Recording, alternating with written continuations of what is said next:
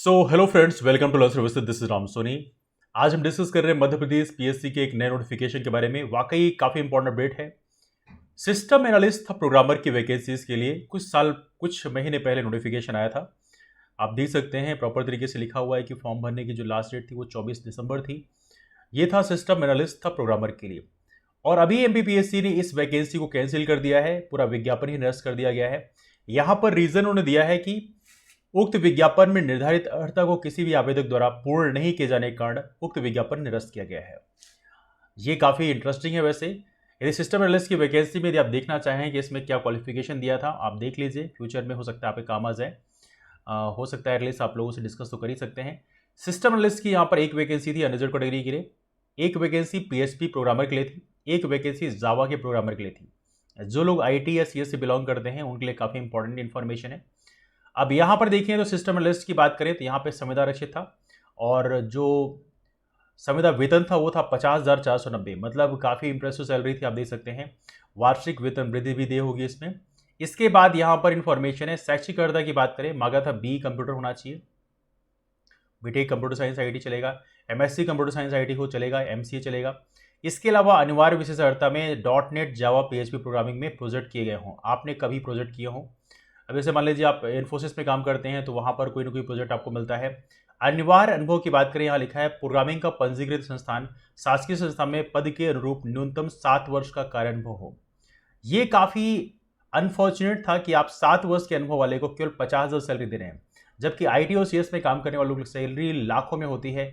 तो कहीं ना कहीं यहाँ पे सैलरी आपने इतनी कम दिया था, कोई यहाँ पे क्यों अप्लाई करेगा? यदि किसी के पास 7 साल का एक्सपीरियंस है, why they will come over here. उनकी सैलरी ऑलरेडी लाखों में होती है।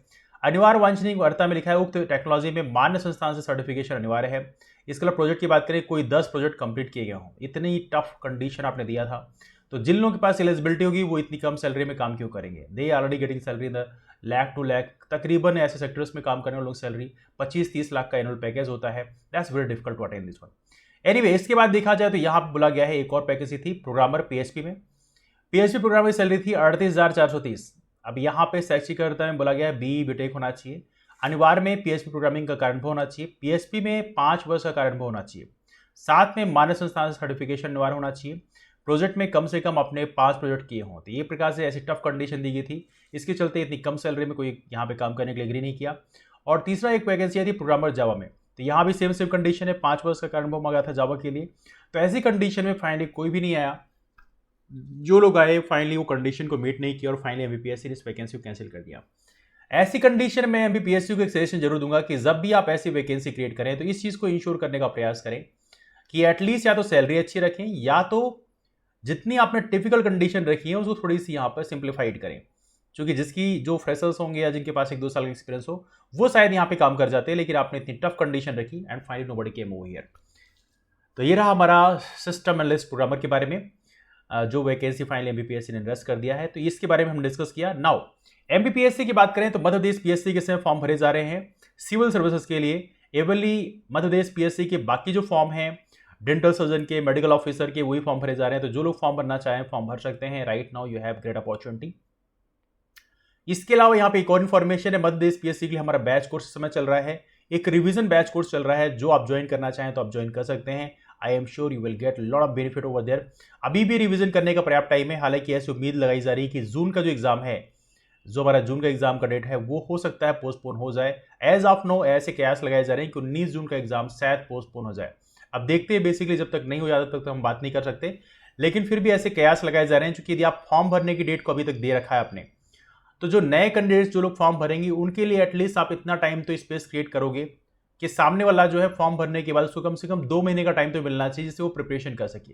तो पॉसिबिलिटी कि एमपीपीएससी सिविल सर्विस का शायद एग्जाम पोस्टपोन हो जाए, लेकिन देखते हैं आने वाले कल में क्या होता है। ये तो रहा इसके बारे में। और यदि एग्जाम पोस्टपोन होता है तो मोस्ट प्रोबेबली जुलाई में ही जाएगा। जुलाई के 2nd वीक 3rd वीक में एग्जाम हो सकता है आपका, बिकॉज फर्स्ट वीक में तो डेंटल सर्जन इंजीनियरिंग सर्विस के एग्जाम कंडक्ट किए जा रहे हैं। तो मोस्ट प्रोबेबली आपका 2nd वीक या 3rd वीक में एग्जाम हो सकता है। यदि पोस्टपोन होता है तो या तो अगस्त में भी जा सकता है, बिकॉज कुछ लोग जो थिंकर्स हैं वो बोल रहे हैं कि अगस्त में भी एग्जाम पोस्टपोन हो सकता है।